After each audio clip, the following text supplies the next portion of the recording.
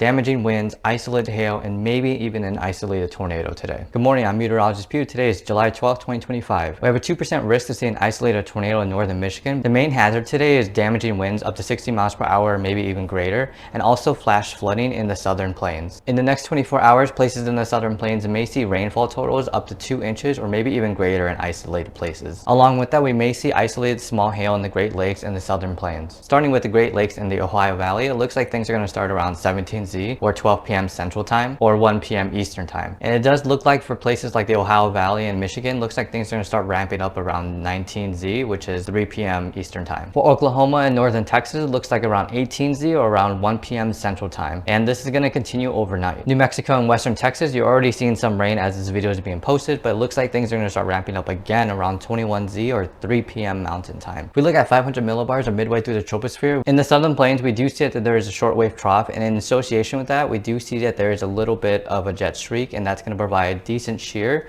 but also the spreading of the isobars because of the diverging is going to bring in upward motion. You can see that we have a negatively tilted trough in Minnesota, and basically what that means is if we look at the axis of where the deepest part of the trough is, you can see it's kind of leaning more eastward. And a negatively tilted trough means three things. One, it means that the low that's associated with it has reached maturity, so it's going to bring good cold fronts and good surface lifts. Two, that means that there's cold air aloft, and that's going to be really helpful for the air parcel to rise up even more. And three, that means that there's probably a really good jet streak. And we do see that there's two jet streaks that are associated with this trough. One that's on the base of the trough and one that's kind of a little bit off. For northern Wisconsin, we have even better jet streaks, and the isobars in the front are actually moving away from each other, which is going to open up the air aloft, which is going to fill in that space, encouraging upward motion. And while this sounds really ideal, Wisconsin actually has a lot of things going against them. This area saw a lot of rain yesterday, so the temperatures and dew points are pretty mellow. If we look at CAPE, or convective available potential energy, or basically the fuel of the storms, we can see that northern Wisconsin doesn't really have anything, but everywhere else that we're looking at that has a risk today does have something. If we take a look at satellite imagery, we can see that we mostly have clear skies in the Ohio Valley all the way to eastern Michigan. Something really cool that I want to point out in the Texas Panhandle and Oklahoma is that there's an MCV, or a mesoscale convective vortex, and basically what that means is that there's a little bit of circulation within the remnants of the big blob of storms that happened last night. And this circulation is producing cyclonic flow or counterclockwise flow, and you can kind of imagine it's creating its own like little isolated low pressure system. And so when that happens is you have winds going counterclockwise and getting closer together.